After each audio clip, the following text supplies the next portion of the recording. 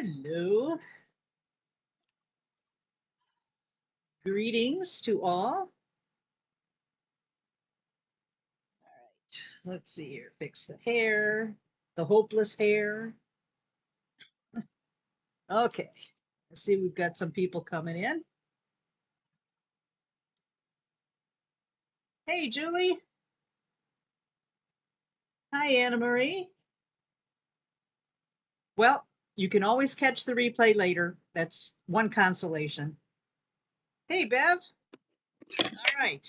We've got people coming in. So I have my projects here. This is one style of enamel bracelet that I added some chainmail to. Very simple chainmail. You can get as involved as you want on that part, but this is just very simple. And then here's the other centerpiece here that I posted on the group page.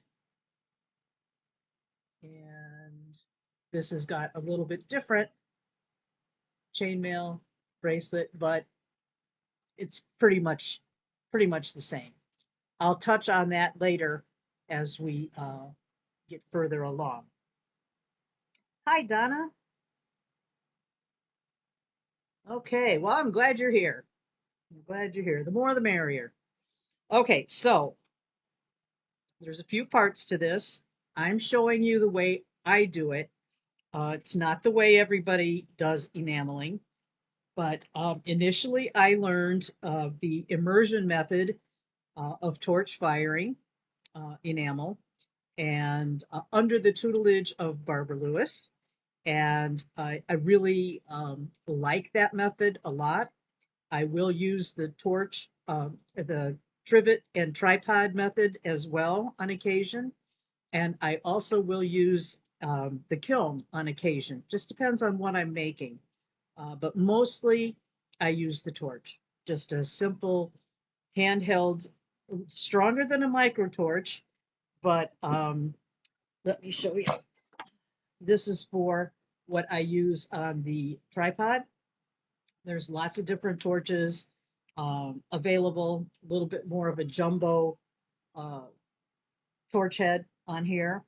And then for the immersion method, I use one of these canisters of propane with a hothead torch.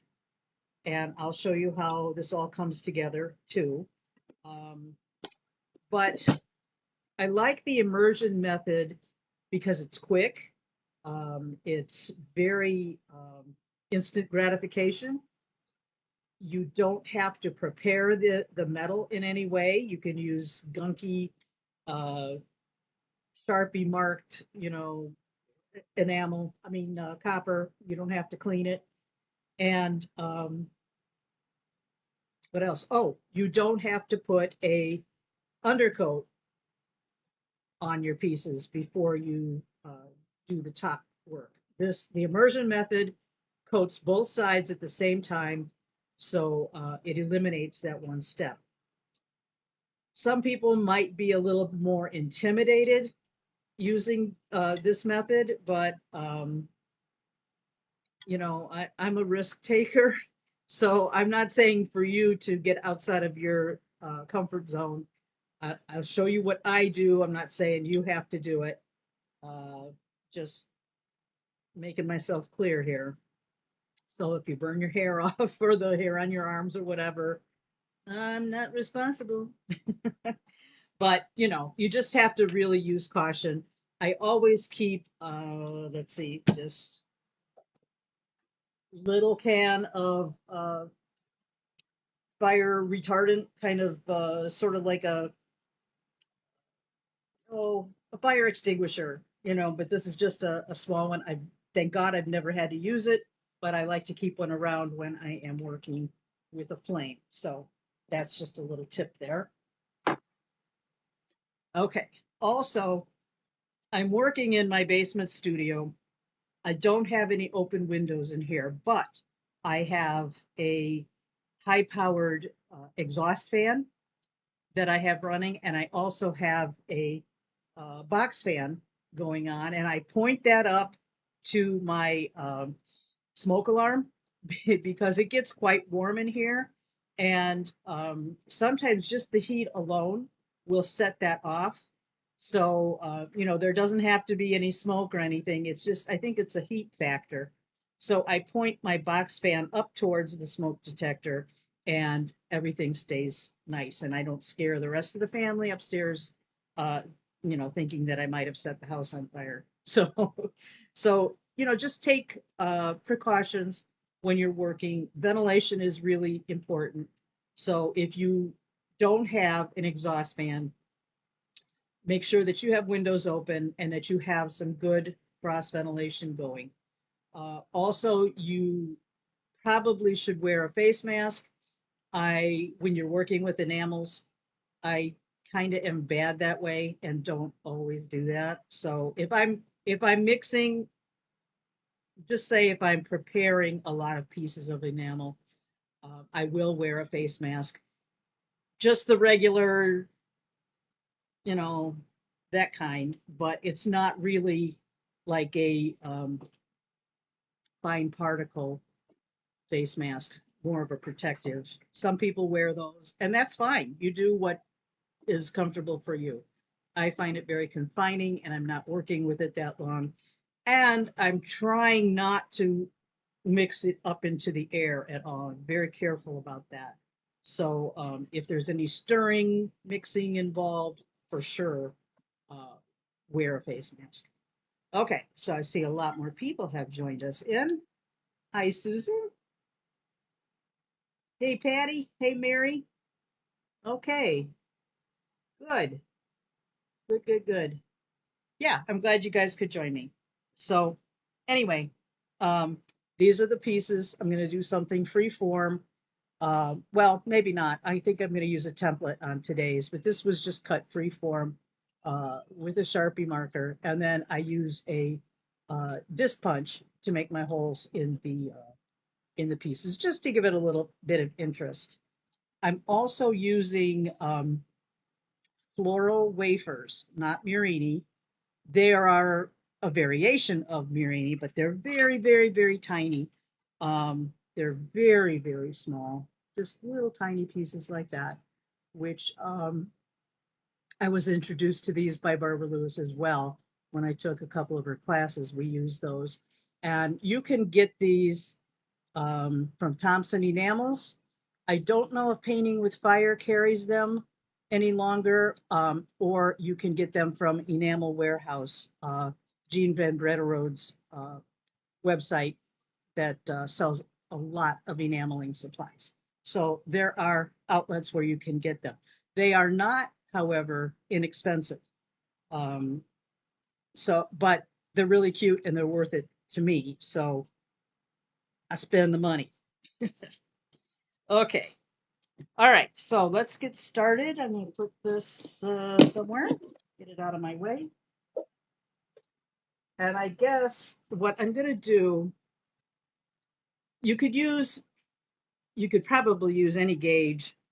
Well, not any gauge, but um, the initial piece that I made was 22 gauge copper sheet. But prior to the demo, I went ahead and cut out a piece of 24 gauge, and it seems to be just fine. So I don't like to go too thin with the copper, but on the other hand, you don't need to go too thick either, because the layers of enamel are going to thicken this up quite a bit. So this is the 24 gauge that I just fired before. I didn't put any Murini on it yet, but I will. That's one of the nice things about enamel is you can have a piece to this point and it's cold and you're not really sure how you want to embellish it. You can always go back in, gently reheat the piece and bring it up to temperature, and then you can add your surface decoration on there if you like. Hey, Jamie. Okay, so I think I'm gonna turn the camera down and I'll show you all the stuff that I'm working with, and then I'll show you how to put the torch together. Hang on.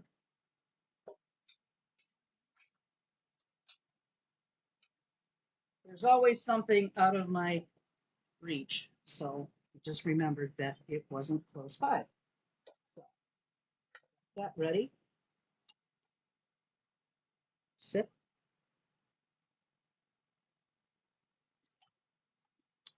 Also, when I'm working with enamels, I don't usually keep any food around or beverage. If I have a beverage, I keep it covered. I just put like an index card over my can because I don't want any enamel drifting in there. Okay, so here I've got a piece of 24 gauge copper sheet, and I'm going to turn the camera down. Have my Sharpie marker.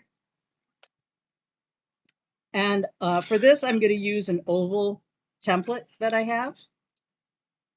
But you could certainly just draw a shape if you wanted to. Just a free-form shape. If you wanted, keeping in mind, you know, that it's going to fit over your wrist.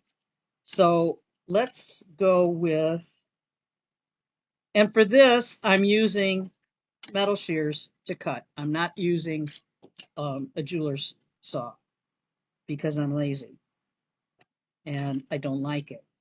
So those are two very good reasons. I don't like it and I'm lazy. All right, so let's say,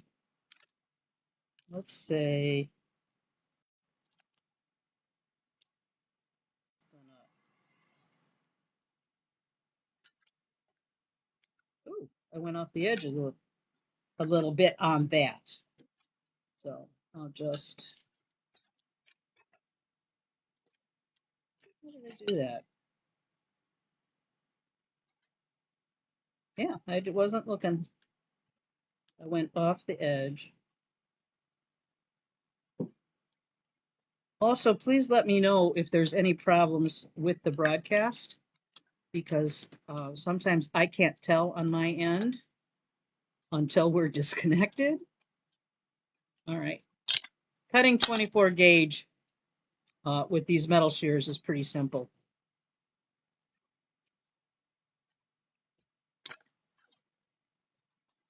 So I'm just going to trim on the outer. Let me put my glasses on. My cheaters.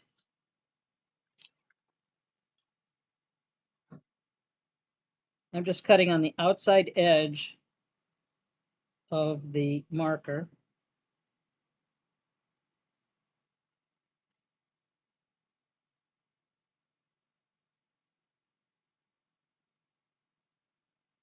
And try to get as close, as clean to it as I can.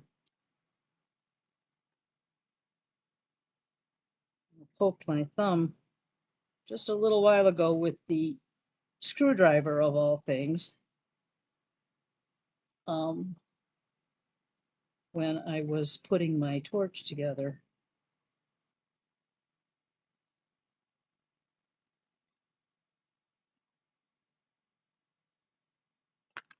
Okay. Make sure you keep all your little scraps, because if you didn't know, you can recycle the copper, all the copper scrap, at one of the recycling places that are around locally. I always save mine in a box, and about twice a year I take it in and maybe get 50 or 60 bucks for it. And why not? You know, that's not a bad deal. Okay, now I'm going to take my file and I'm going to just smooth these edges.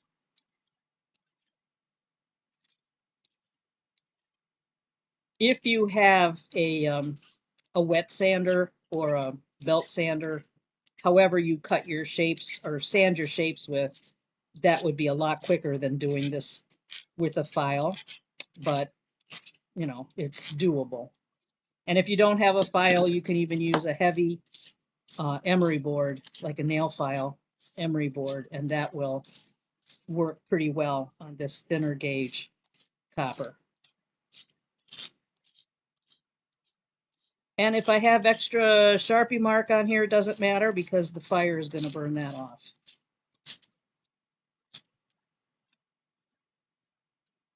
So you can do it however is comfortable for you. Some people like to file on their bench pin. I don't have everything right in front of me, so I use what I've got.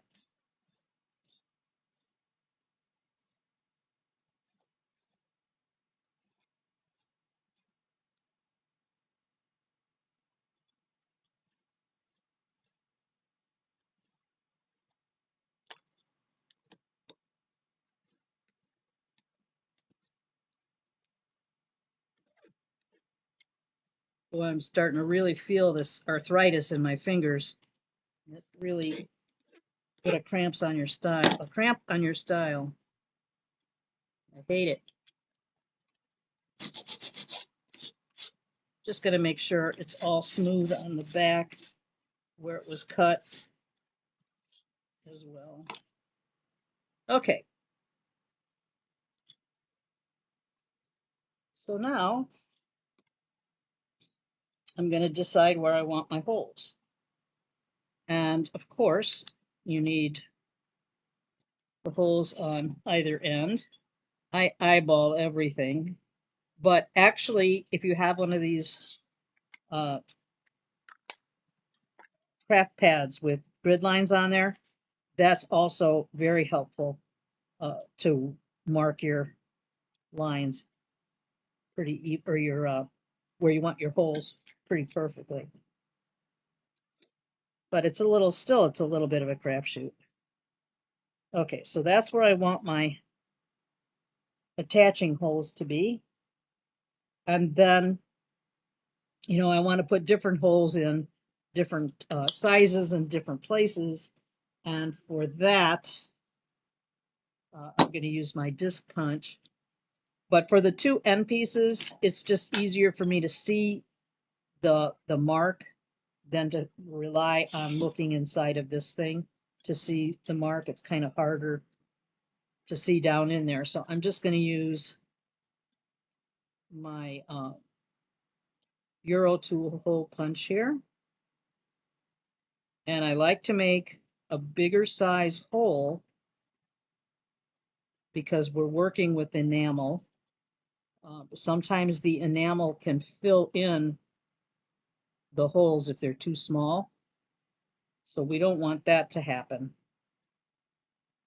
Okay. You don't want too close to the edge, but not too far either. So this one I am using the this is the 1/8 inch hole.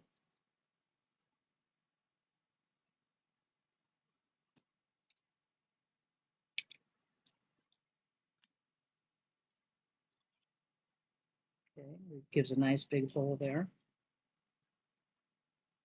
It looks like the quality of this video is not so hot.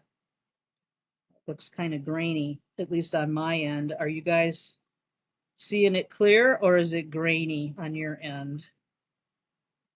The video quality.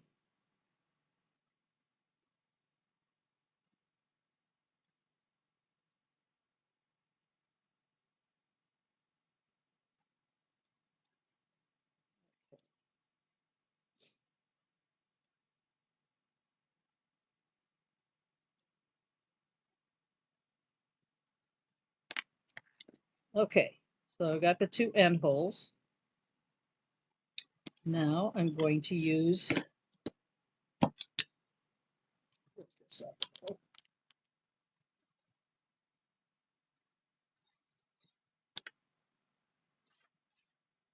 Now my disc punch is old. It's one of the older models of Pepe tools, disc punches. I've had it for a number of years. It still works well. but this little knob is always in the way if I want to get my metal in too very far. So that's kind of disappointing right there.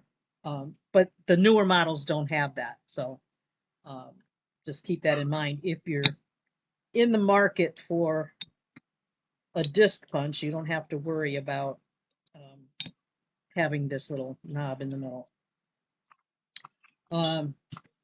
Okay, so I'm just going to put some random holes in here and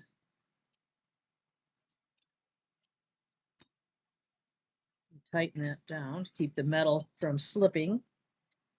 And this is a 3/8 inch punch here. No, that's too big. There, it's 5/16 there. And I'm gonna just hammer. Where's my hammer? Oh, here it is.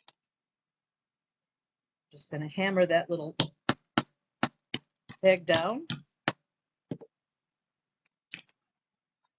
And oh, I dropped it. And I have a nice big hole here.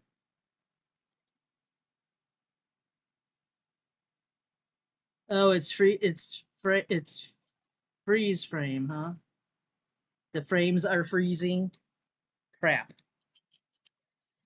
All right. Well, such is life. Thank you for letting me know that, Mary.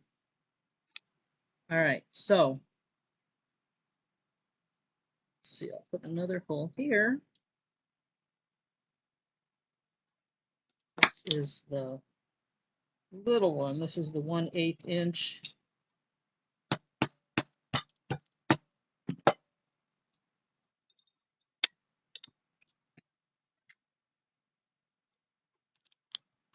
Looks like my phone's gonna fall. All right. I'm just putting some random holes in here.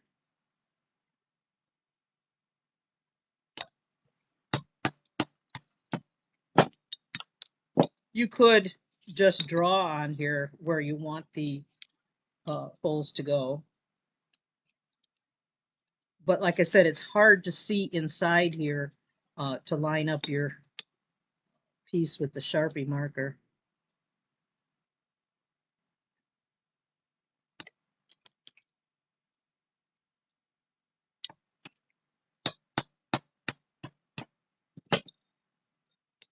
You can save all these little things that you punch out also if you work with resin or, you know, embed them in something. That can be done.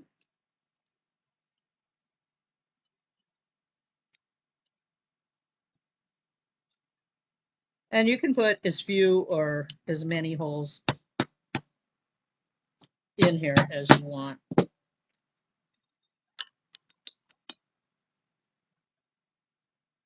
There's no rules. It's just what you want, whatever you want to do.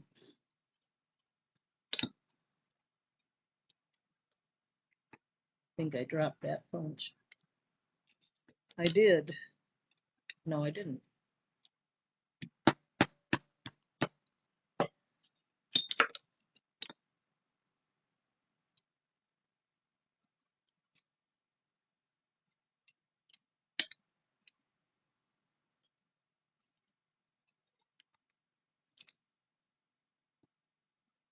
I did drop that one punch. Where did it go? Here it is. Oh, that's not the one I wanted anyway. Figures.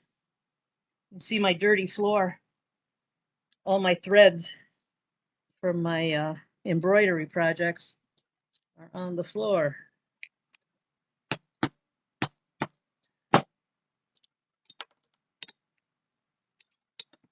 Okay, that's enough holes.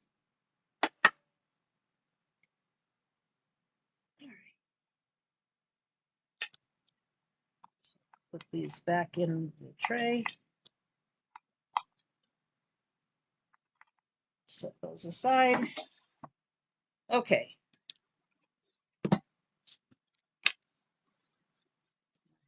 my little things here. Okay, so the next thing I want to do is shape this a little bit.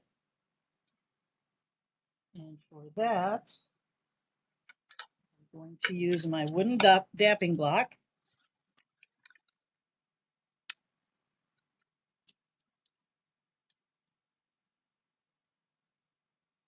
All right.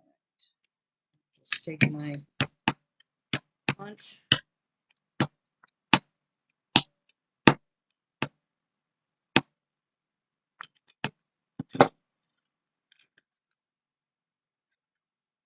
Make sure it has a nice curve to it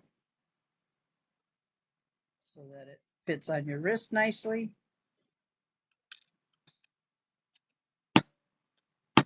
All right. So, for all intents and purposes, my metal is prepared. Like a little deeper curve in the center, though. I'd have to dig out my other wooden block, and I don't have it handy, so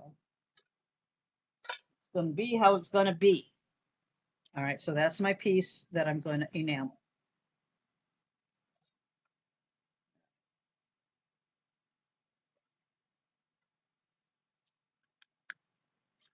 All right, now let's get ready to enamel.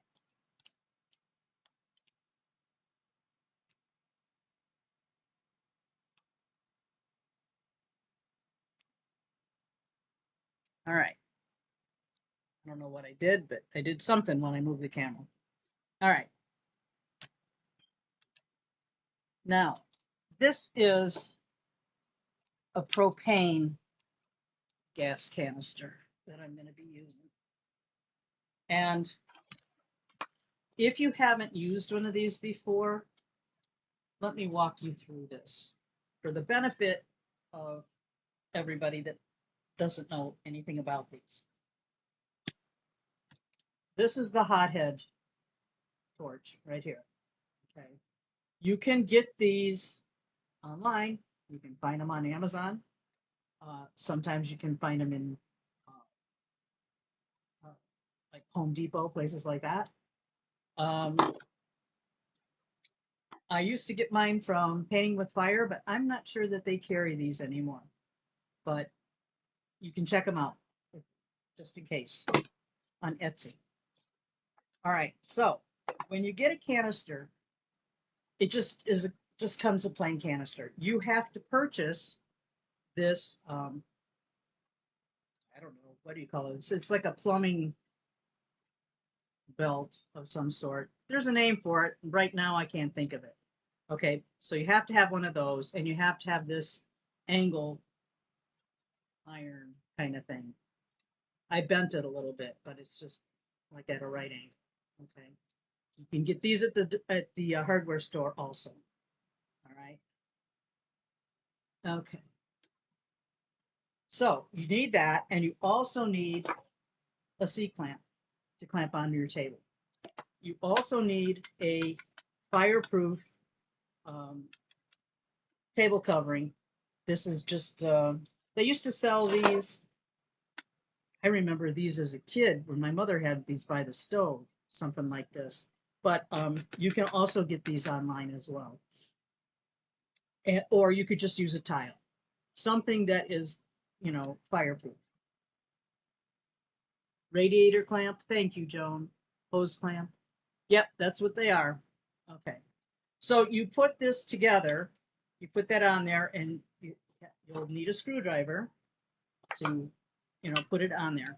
But we need to orient the canister and the torch head.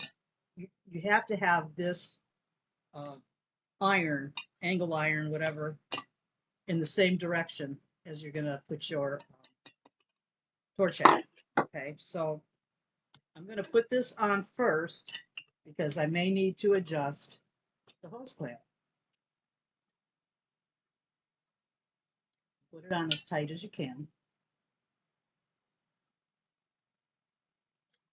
Okay, and that lines up, but a lot of times it lined up because I already had it set prior. But if you find that you're a little bit off, just unscrew this the screw right here and just adjust. You can slide it so that it is in the right direction of your torch head. All right, then I'm going to put the C-clamp on here, open this up a little bit, and clamp it to the table. Make sure that you clamp it nice and firmly, nice and tight. You don't want anything falling off while it's lit or hot. Okay. So this out of the way because I'm not using it yet.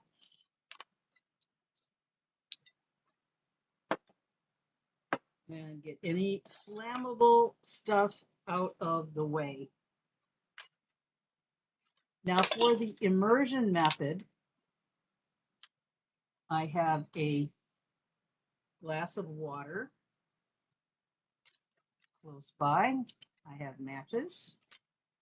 I have my stainless steel mandrel. This is a 1/16 mandrel that I'm using for this. I have also a bead pulling station, which is another Barbara Lewis invention. And I don't know if you can see that. I'll unhook it. It hooks to my tile. And on the other side, I put a little mini loaf pan. Let me see if I can get a better angle so you can see what I'm talking about. I put a little mini loaf pan right here. So that way, whatever I put on the table and burn it. So that's a nice little safety. Okay. So I've got all of this lined up. And let me check my messages here for a minute. Okay.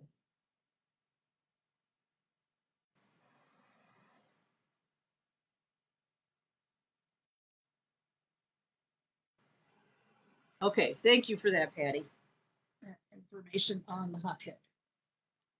I see we're losing signal again, or at least on my end. All right, let me see.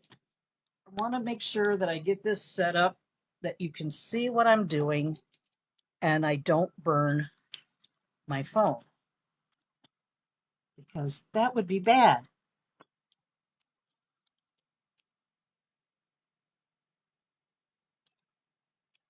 I might need to move this down just a bit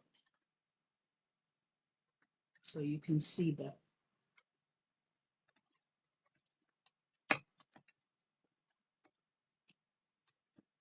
Maybe it doesn't matter.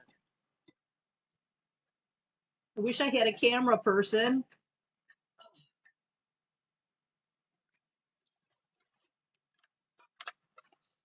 Down a bit.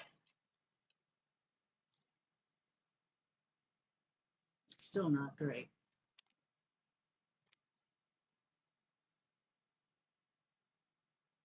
All right, well, let's try for the best here. Okay, so with the immersion method, you have your enamels in a can or a jar, tin, whatever you want to call it. This is just white enamel powder. This is 1055 white, opaque, okay? And I'm going to use this as my base coat. I'm going to heat up my piece on the mandrel, which is tricky because, first of all, the torch blows at a pretty good rate. You know, it's pretty strong. The flame is pretty strong. So your piece could very well blow off. So you want to make sure you prevent that, okay? And always keep a pair of utility pliers handy in case something falls off that's hot and you're able to grab it right away with the pliers. I always have these by my side, no matter what kind of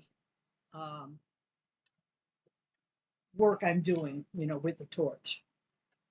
All right. This is very loud.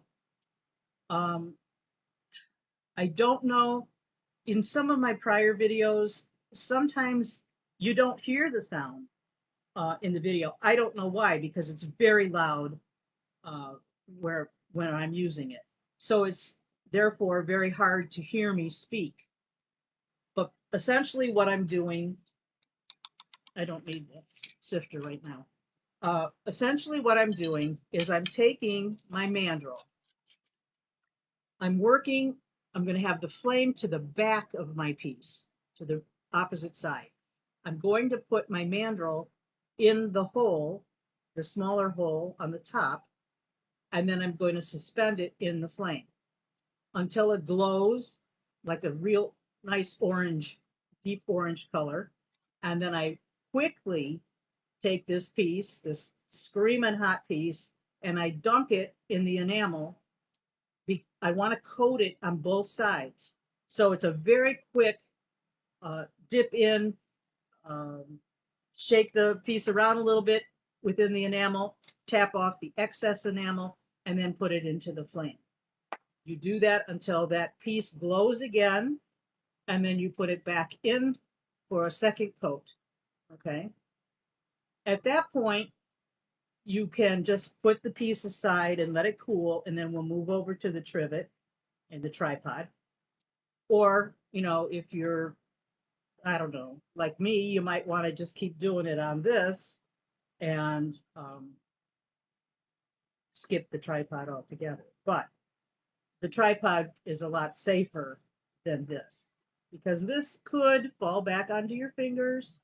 You have to keep in mind, once you get that first coat of enamel on here, though, it will stick to the piece will stick to the enamel that's on the mantle. So that's a lot less dicey once that's on, okay? I'm not telling you you have to do it this way. I'm showing you how I do it, okay? So I'm going to light the torch, and let me look at this message here. Hi, Mish. All right. Yes, I'm quite an enabler, aren't I?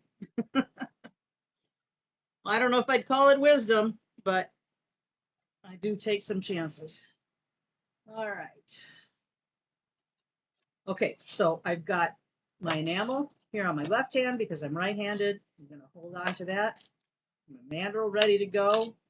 I've got my water here. Got my matches. And I am ready to go. So I'm going to light my match first. Or not.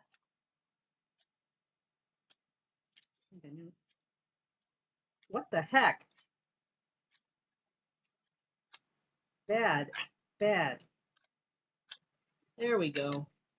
Okay, and I'm lighting the match under the very bottom lip. Okay, so you see the flame? We want to be in the sweet spot of the flame, which is right at the very blue tip of the flame. Okay.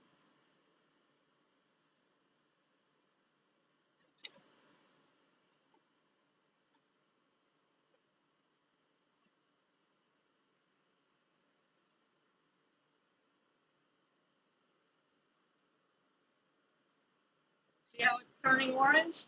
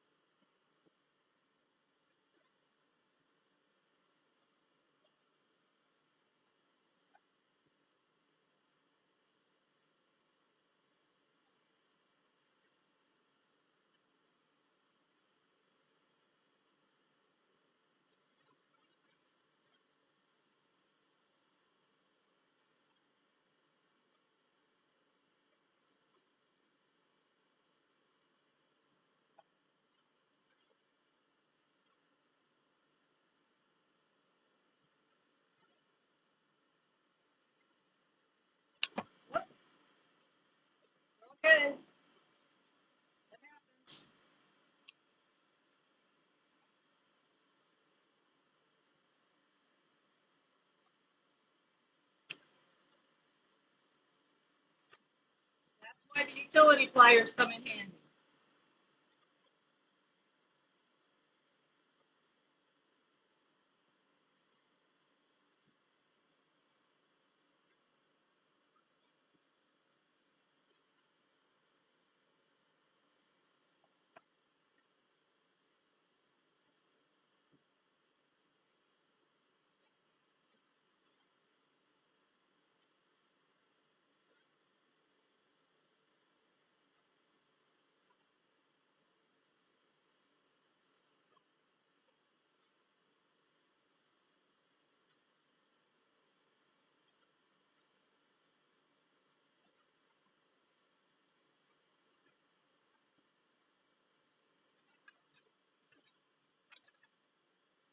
Okay, I just dropped it into the bread pan. Now I'm burning off the excess enamel that's on the mantle. Then I'm going to plunge that in the water. Okay.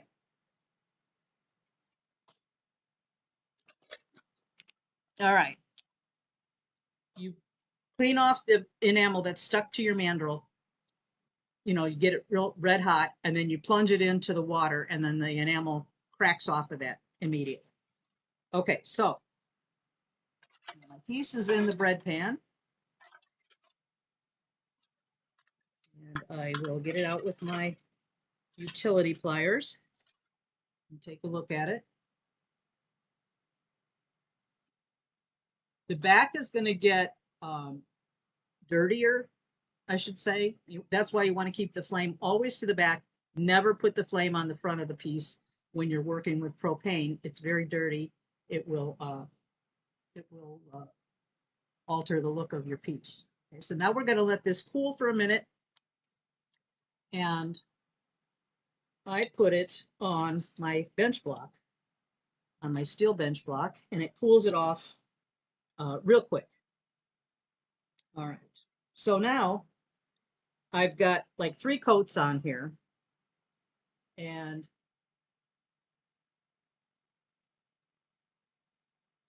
okay. Yeah, Patty, that's a very good tip. Yeah, always light the match first in case that happens so that you don't have gas leaking into the room and then kapowie. That would be bad. All right, so I'm moving my torch head out of the way on the propane can because I'm not going to use that. I could still use that, but I think it's kind of overkill. But that's just me. Okay, so now I'm going to get the tripod out here. And I've got my tripod right here. And my trivet.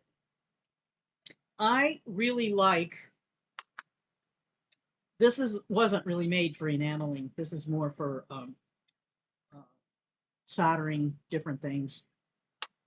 I can't remember who did this. I don't know who made this, but it's supposed to be titanium, and it probably is. But I like the way it lays better on the mesh screen. This is a heavy-duty mesh screen. When you buy a tripod, it will come with a screen that's very thin, and you can burn through that in no time. What you want are thick, it's a thick weave. And I know Jean Van Brederode has those at Enamel Warehouse. I know she carries those too. So those are a good thing to get some of those. The regular trivets, they're a lot more pointy. Some pieces are harder to balance on these. I'm not saying that these are bad at all. They are very good for many shapes. But for this oval, I like the way it lays on here better. Also, I learned about a tip, and I can't credit whoever put it out there, but they take a piece of chalk, just regular school chalk, and rub that chalk on the top of the trivet, and that helps prevent the enamel sticking to it. It's not foolproof, but I do say it helps. Okay. All right, so that's a little tip there. Okay, this piece has already cooled. It's amazing how quickly it cools off on that steel block. Okay, now for this, I'm going to get ready to apply my Mirini.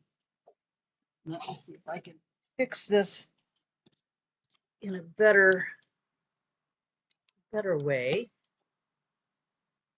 so you can see better. I think that probably will work. And I have my little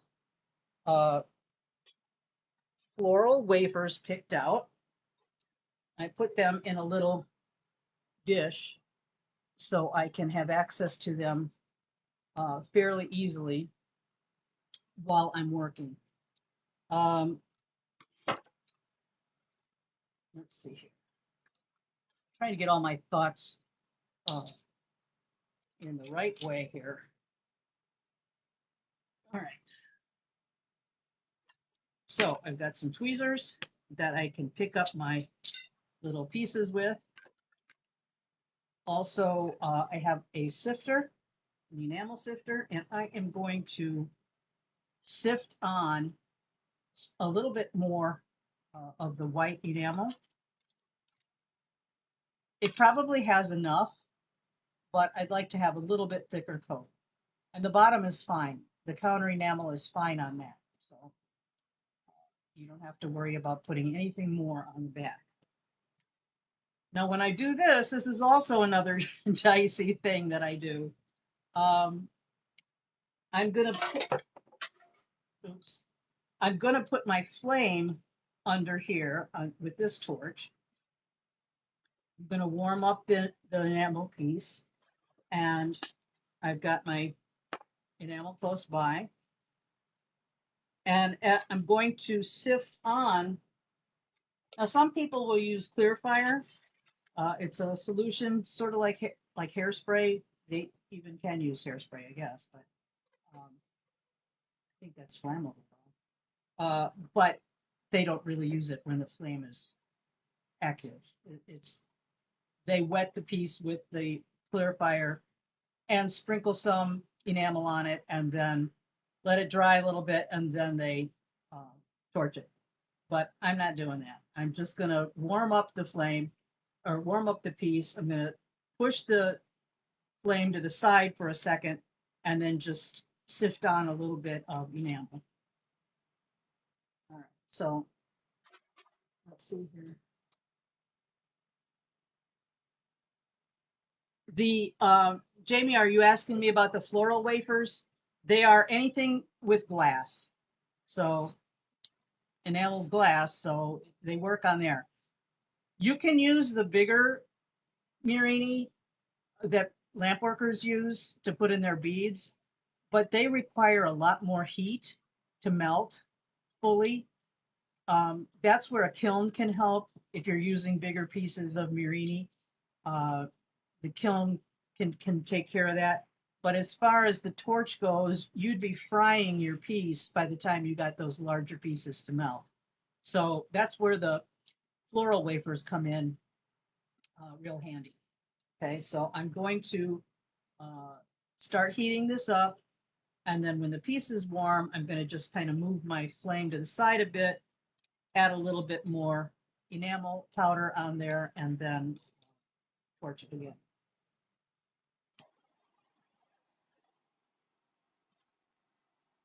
I'm just warming it all up.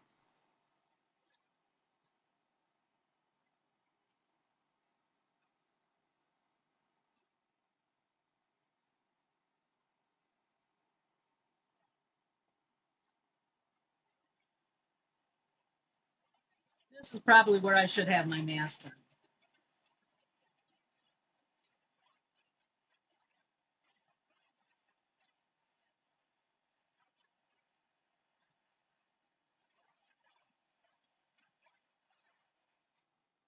Moving the flame over so I don't burn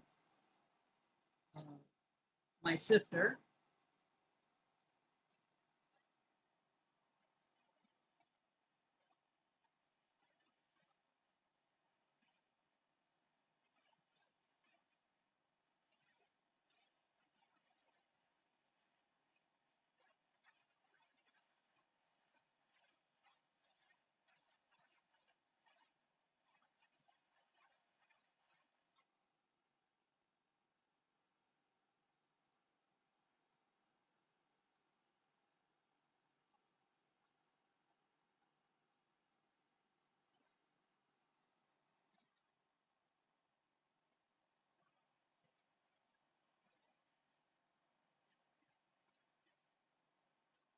And now I'm going to start to add my Murini.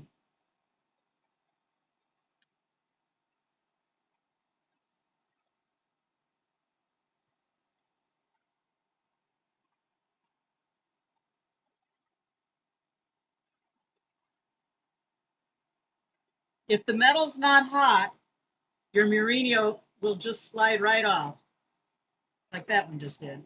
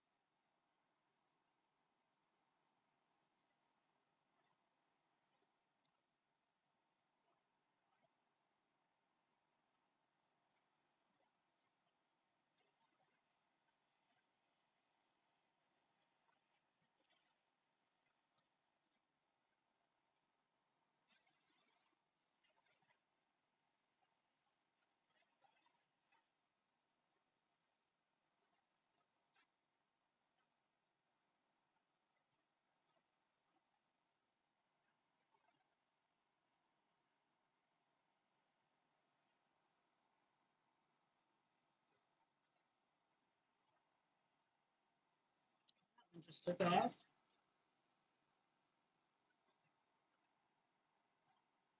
But that one went through the hole. Keeping my piece warm while I'm digging for Murini.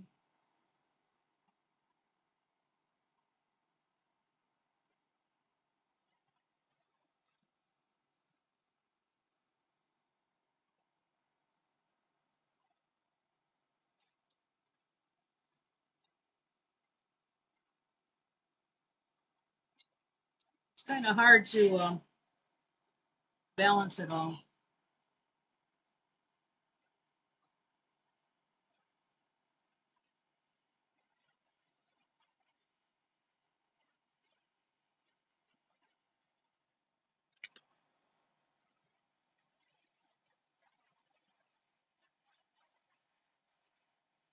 That's why I say these little floral wafers are better to use, because you can see how long they take for these to melt in. You can imagine using the thicker ones, how much longer that would take.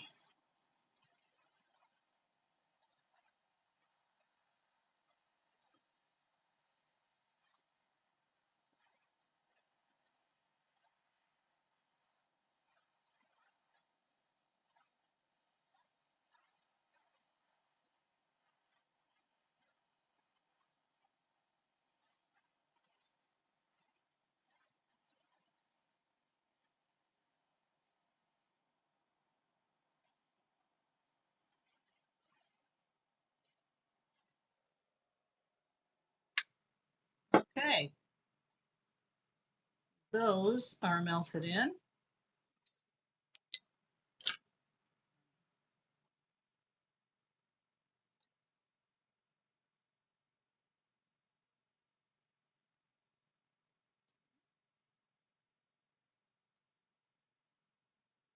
And I'm going to put that on the steel bench block to cool off.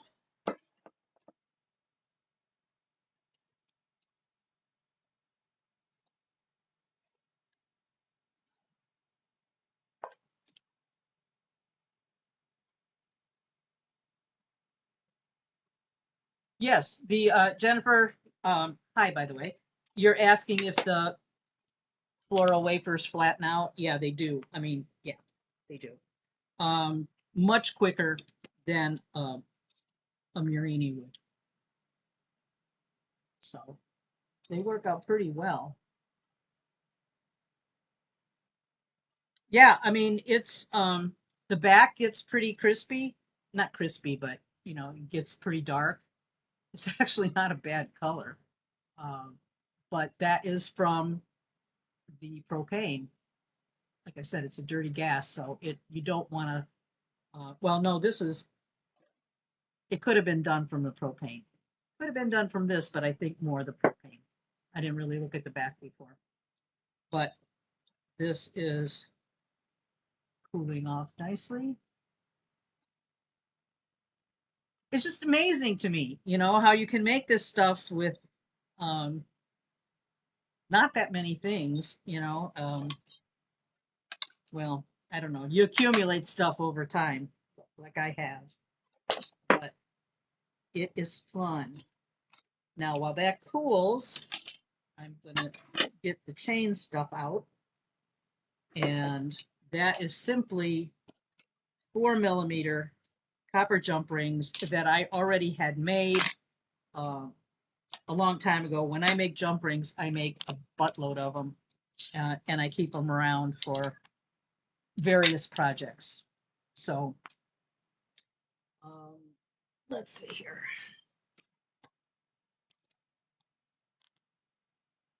Okay. So for the chain, I've got 2 pairs of flat nose pliers.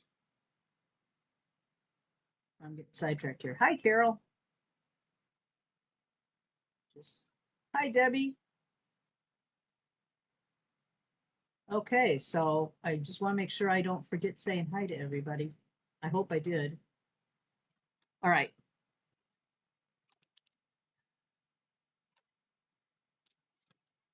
Okay. All right. So I have 4 millimeter jump rings that were already made and patinaed, because when I make a lot, and I do them all, cut them all, put them on a wire, patina them all, and that way they're ready to go for various projects. So what I did actually for both of these bracelets is I just used a very simple 2 and 2 and 2. It's just 2 and 2 jump rings. You put 2 together, and then you put 2 into that. So I'll show you very uh, briefly on how this is constructed. This is, let's see here. It's 2 jump rings. It's just 2 jump rings put into 2 jump rings, and then you put them into another 2 jump rings, and you just keep going. Um, on the bracelet, this one, it's just 2 and 2 all the way down for as long as you need it. If you're doing this one, this is a double row of the 2 and 2, and then they're connected with a larger jump ring. I kind of like the look of this better when you have a wider centerpiece. I just think it looks a little bit more substantial, but you can put whatever you want on there. So basically that's all it is, well, I'll finish on this one. And then sometimes I just buy chain like this, copper chain. It's solid copper. And, I will patina all of this and make jump rings, from these as well, rather than cut jump rings all the time. But mostly the round I cut, but sometimes if you get a different, like an oval shape, um, they're harder I don't have the equipment to make oval jump rings. So I'll buy chain and then patina it and then separate them all. They have their purpose on certain things. So okay, so basically it's just putting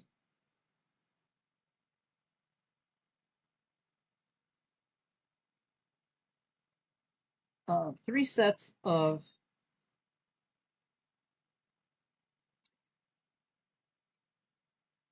well, you have to attach if you're going to use one of these uh, already made jump rings. You need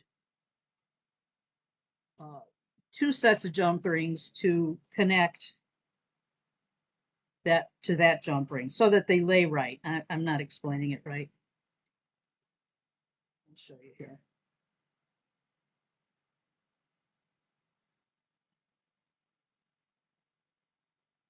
This is basically what it is. It's 5 sets of twos from connecting point from the large ring to the next large ring.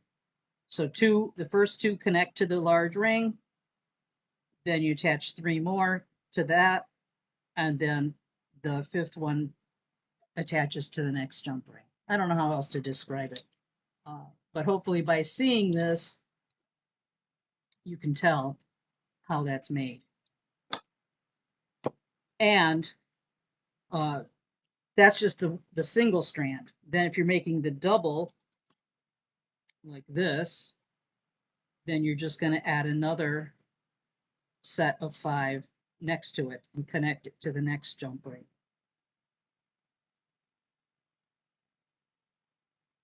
Is that clear as mud? I don't know. I like this style a lot as far as a chainmail bracelet. It's easy, it's quick. And here I'm going to open this one up to make the 1 unit.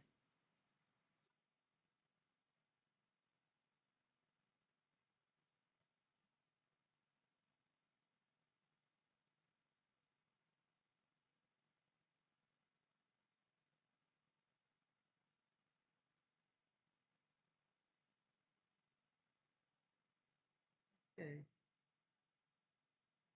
Oh, this is missing 2. I need to put 2 more on here. That wasn't laying right. I was like, what?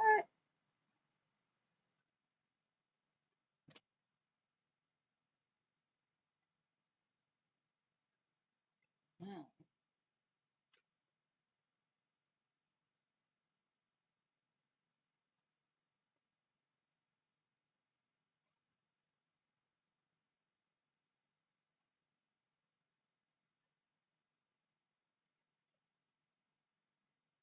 Okay, so now I can put the jump ring through the 2. You see how I did that? It's just 2 and then connect it through there to have 1 section. And then you just keep repeating this for the length of your the length that you need. Also, I added the half S clasp on here. If you don't know how to make these, this is well, I can make one of them, I guess, now and show you how you make it. I also have a video on YouTube that shows you how to make the clasp if you need to see it over and over again. It's a lot more helpful, but you can start and stop. So for this clasp, this kind of clasp, I'm using 14 gauge wire, copper wire. Cutters over here. And you need a chasing hammer. And I'm going to cut 2 1/4 inches for this particular. Where'd my Sharpie go? It's lost in the abyss. Oh, here it is. Okay, so I'm going to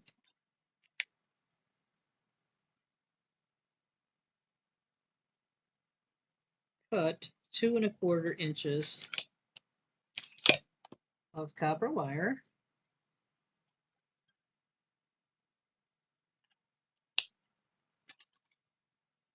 And I'm going to make sure that both ends are flush cut, which means cutting it from the back of the pliers here so that your end is flat. Right now it has like a little beak on it. That was because it's cut.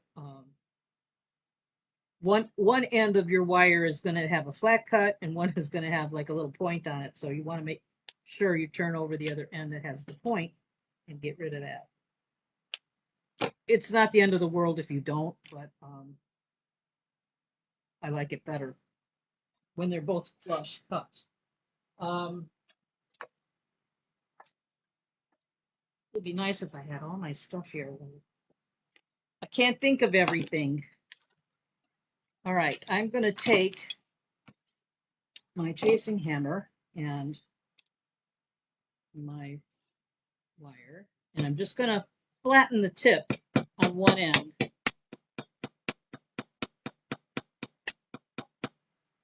Just a little bit so I can grab onto that with my pliers.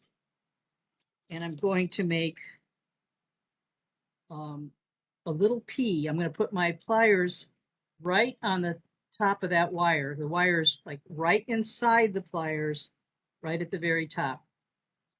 And I'm going to hold on tight with my hand and turn the wire away from me into a little P. It usually takes 2 movements to get it there. My hand's not strong. It sucks when you see yourself not being as strong as you used to be. All right. Smash it a little bit. Okay, so you've got this little P, like a little shepherd's hook kind of thing, if you can see that.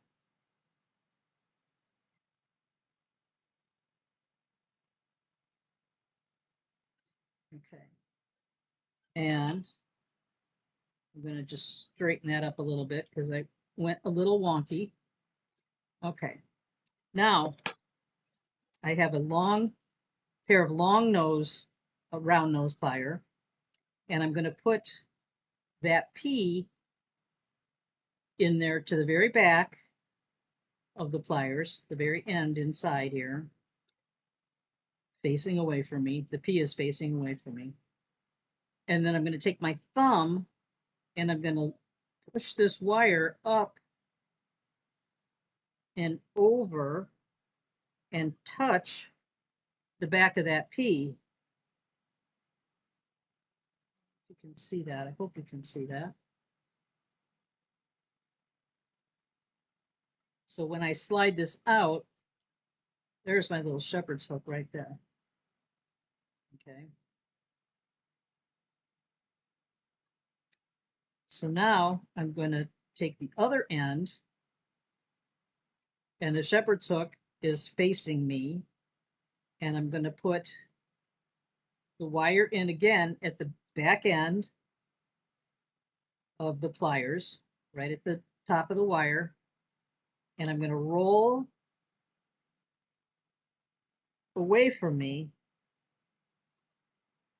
till it makes a loop.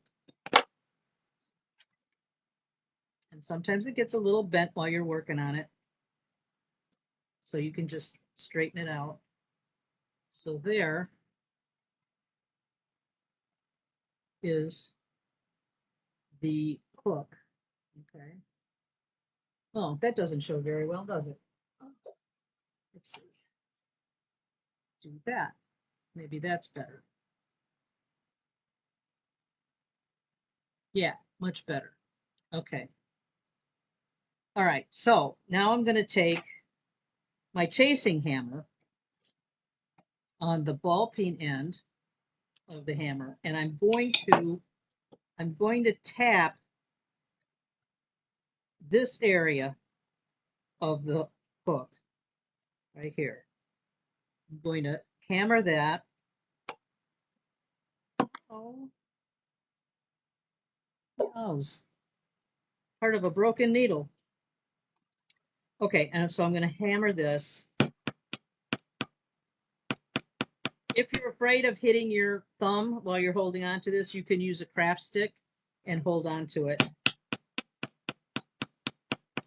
As I'm tapping it, I'm also kind of pulling it out, kind of spreading the wire a little bit.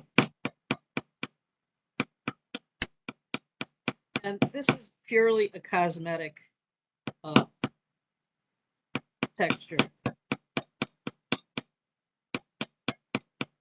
I think they look a whole lot nicer when they've got a little bit of texture to them. So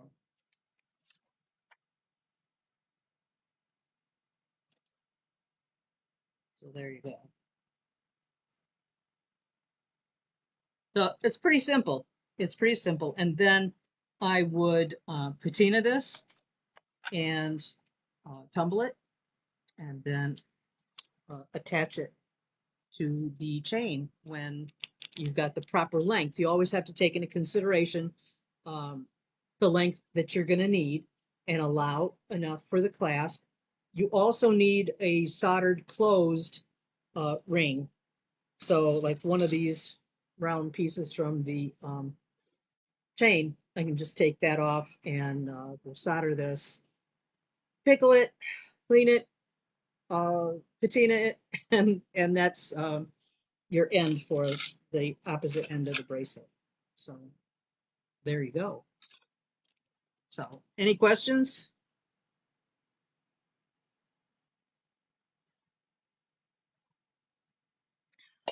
Okay. It's a lot of fun. Enameling is a lot of fun. I have been away from it for a while. I've had a lot of stuff going on. Plus, um, I've been busy canning and preserving and all that kind of stuff as the vegetables dictate, which I've been having big fun doing. But you know, all of this stuff takes time, and I just can't do it all.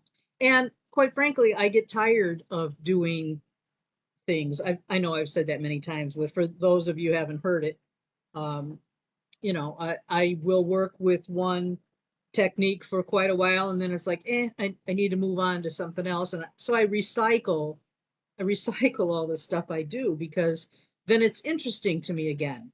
Um, and it's hard if you're not selling stuff, you can accumulate so many things, so much stuff. I made a decision last year that I wasn't going to do any shows anymore, and I stuck to it on except for this last one, which is next weekend.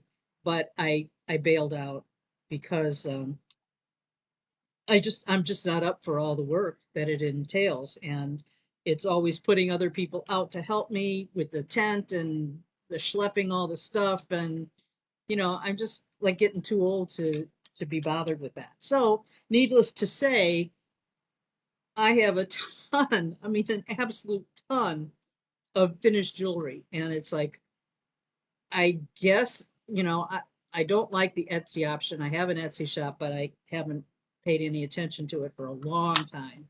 Um, and I really don't want to do a website thing. So, I'm not really sure what I'm going to do with everything, but right now I'm not going to worry about it. But that brings the problem of continuing to make a lot of stuff. It's like, but I don't want to stop either. So I don't know. I'm in kind of a conundrum with that kind of stuff. So, um, thank you, Mish. I appreciate that. I really do. I like doing all this stuff. I like putzing around, and if I didn't do it, I don't know what I'd do because house cleaning is out. I am not. Um, if company's coming over, okay, I'll take care of it. But on a regular basis, I keep things neat, but they're not necessarily clean. Uh, but I do like to cook, and I don't know. There's just I don't know. I don't know what else I would do with my time. I started the embroidery thing, but it just seems like I've always got other things I've got to get done before I can play with the embroidery. So, um, I'll get to that. Debbie says, yeah, nothing like company coming to get the house clean. Boy, that is for sure. That is for sure. Otherwise, it's just dust. Dust, dust and paper are like my two big hates in the world. Paper accumulates everywhere in forms of mail, junk mail, receipts, all that crap, and dust. Dust never ends. You can dust, and 20 minutes later, there's dust again. So, anyway, I don't know what I'm going to do in 2 weeks. Now that I'm not going to be doing the art show next weekend, I'm going to be able to go to my buddy's house on Friday, and we're going to start to play with the glass pieces to make those glass windows with the old glass plates. I'm not sure how that's all going to work, but I'll record whatever I can if we're actually going to work on that. Um, I'm not sure how that's going to go, but I'm excited. I'm excited to do that. So, um, Carol, of course, you can come over and shop sometime. Not a problem. Anybody local is welcome. If you want to make a road trip too, that's fine too. Um, Come to Sue's basement store. Um, anyway, like I said, I don't know what I'm going to be doing in 2 weeks. I have no clue. So you can always give me ideas, and I'll see if I can do them. I have a handout. I will be posting that in the group in a few minutes. Um, I may link a few products on Amazon, but I would imagine a lot of you have this stuff by now. But for those who don't, if you want to check it out there for a second. But anyway, I'll post whatever I can, and I will see you guys. I'm always happy that you're here with me. It makes it more fun for me when I see I've got people I can share things with. Although I didn't have anything funny to tell you about today. Um, Maybe I'll have something better next time. So, all right, see you guys. Take care.